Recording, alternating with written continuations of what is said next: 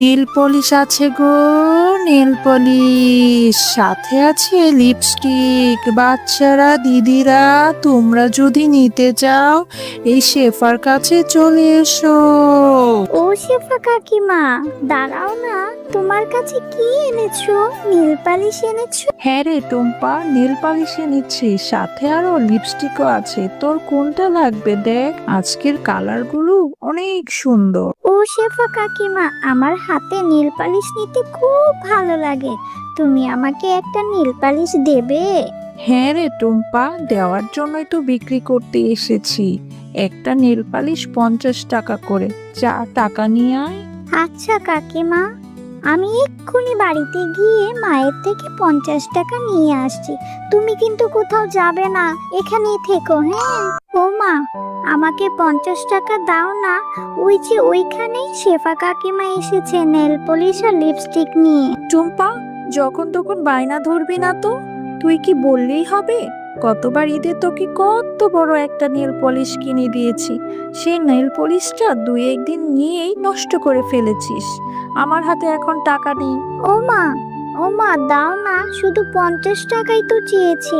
এবার আর আমি নষ্ট করব না, আমার খুব ভালো লাগে হাতে নীল পালিশ দিতে, দাও না মা। আচ্ছা ঠিক আছে, আমি তোকে 50 টাকা দিয়ে দিচ্ছি। আবার কোথাও হারিয়ে ফেলিস না যেন।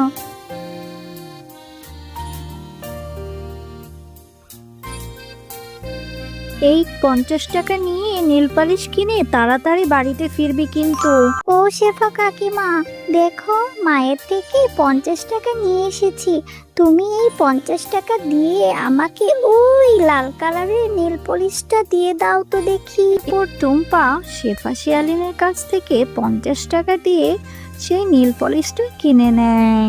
আরে, কত সুন্দর একটা নীল পলিশ কিনে ফেললাম। যাই, এবারই এই নীল পলিশ গিয়ে ববিকে দেখিয়ে আসি। আমার এই সুন্দর নীল পলিশটা দেখলে ববিও খুব খুশি হবে। এরপর ববির সাথে একটু খেলাও করা যাবে। ববি, দেখ দেখ, আমি লাল কালারের নেল পলিশটা কিনেছি, অনেক সুন্দর হয়েছে, তাই না? হ্যাঁ রে টুম্পা, আমারও না হাতে নেল পালিশ দিতে খুব ভালো লাগে। তুই তোর ওখান থেকে আমাকে একটু নেল পালিশ দিবি? আচ্ছা ঠিক আছে ববি, তোকেও এখান থেকে আমি নেল পলিশ দিয়ে দেব। চল আগে দুজনে একটু খেলা করি, এরপরে আমরা গোসল করে হাতে নেল পলিশ দেব।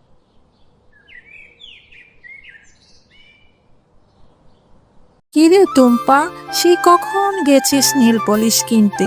এখন তোর বাড়ি ফেরার সময় হলো, আর কই হাতে তো কোনো নীল পলিশ দেখতে পাচ্ছি না। তাহলে টাকা নিয়েছিলি কেন? মা, আমি তো ওই 50 টাকা দিয়ে নেল পলিশ কিনেছি। নেল পলিশটা কিনে ববিকে দেখাতে গিয়েছিলাম। আমার মনে হয় খেলা করে ওখানেই ভুলে রেখে এসেছি।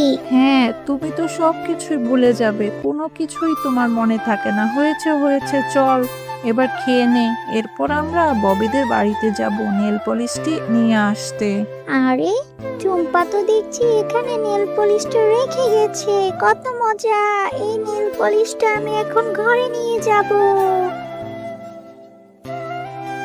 এখনই নেল পলিশটা আমি মজা করে আমার হাতে পায়ে নেব, আমাকে যে কি সুন্দর দেখাবে। আর টুম্পা যদি আমাকে জিজ্ঞেস করে, আমি টুম্পাকে বলে দেব আমি ওর কোনো নেল পলিশ নিইনি, এই নেল পলিশটা এখন থেকে আমার। বাঘিনী মামি, ববি কোথায় গেছে? আমার মেয়ে টুম্পা আপনাদের বাড়ির উঠোনে ভুলে একটা নীল পালিশ রেখে গেছে, এখন তো কোথাও খুঁজে পাচ্ছে না। একটু ববিকে ডেকে দেখুন না, ওকে পেয়েছে কিনা। আরে আরে শেফালি, তোর কি আমাকে দেখে ভিখারি মনে হয় নাকি?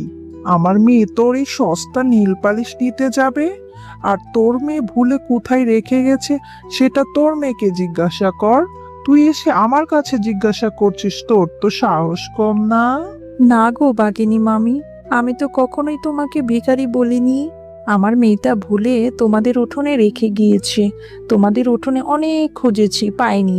তাই ভাবলাম ববি আর ও তো একই সাথে খেলা করছে, তাই হয়তো ববি ওটা পেয়েছে, এই জন্য বলেছি। আর এটা বলা কি আমার অপরাধ হয়ে গেছে? আরে আরে আরে, যত বড় মুখ নয় তত বড় কথা।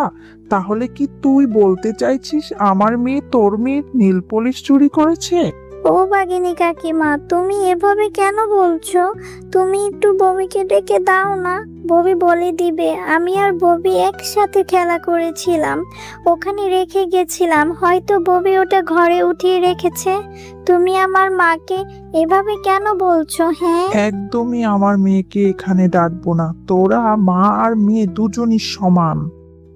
যা, তোর মতো ভিখারি যেন কখনো আমার মেয়ের সাথে খেলতে না দেখি। এক্ষুনি বেরিয়ে যা তোরা। টুম্পা, সব সময় তোকে বলি নিজের জিনিসগুলো খেয়াল করে রাখবি। আজ তোর জন্য বাঘিনী মামি আমাকে কত কথা শোনালো। মা তুমি আমাকে বকছো কেন? আমি কি ইচ্ছে করে ফেলে রেখে এসেছি নাকি? আমি তো ভুলে ভুলে রেখে এসেছিলাম। ওই নীল পলিশটা ববিই নিয়েছে, আর এর জন্য বাঘিনী কাকিমা কত কিছু বললো। আমি আর কখনো নীল পলিশ চাইবো না তোমার কাছে। হয়েছে হয়েছে, বললেও তো আমার কথা শুনিস না। কত করে বললাম এখন নেল পালিশ কেনা লাগবে না। না, নেল পলিশটি কিনে আবার ববির সাথে খেলা করতে গিয়েছে। আমার এখন অনেক কাজ আছে, যা। আচ্ছা ঠিক আছে মা, আমি তো তোমাকে বললাম আমি আর কখনোই নীল পলিশ কিনতে চাইবো না।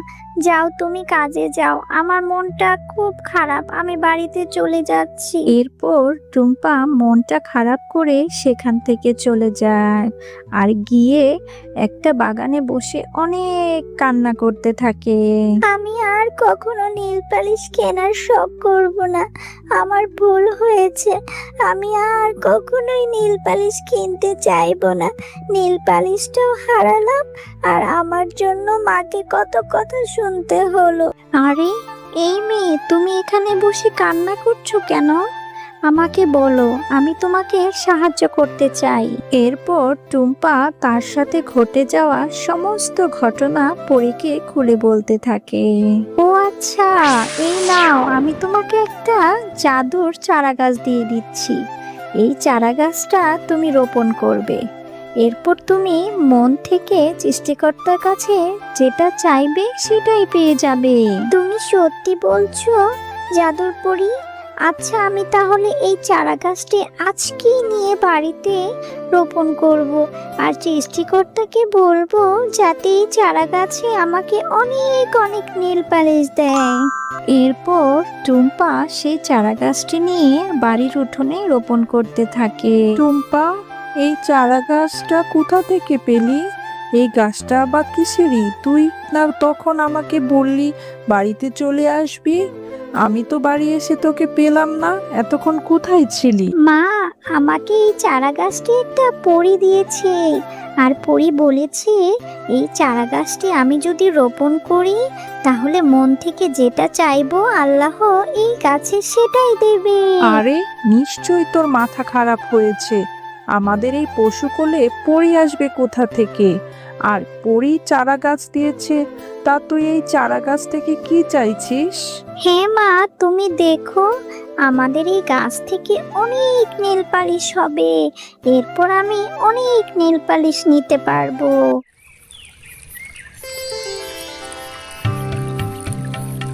ও মা, দেখো, কালকে যেখানে ওই চারা গাছটি পুঁতে রেখেছিলাম ওই গাছটা কত বড় হয়েছে, আর ওই গাছে অনেক নীল পালিশ ধরেছে। হ্যাঁ টুম্পা, তাই তো দেখছি। এই গাছে এত নীল পালিশ কি করে হলো? আমি জাদু নীল পলিশের গাছ। এই গাছে নীল পলিশ কখনো শেষ হবে না। টুম্পা, তুমি অনেক ভালো মেয়ে। এখন থেকে এই নীল পলিশ গুলো তুমি ব্যবহার করতে পারবে। আর তোমরা মা ও মেয়ে এই গাছে নীল পলিশ গুলো বাজারে বিক্রিও করতে পারবে। হ্যালো ছোট্ট বন্ধুরা, গল্পটি ভালো লাগলে অবশ্যই সাবস্ক্রাইব করে দিবে এবং পাশে থাকা বেল আইকনটি প্রেস করে আমাদের সাথেই থাকবে। ধন্যবাদ।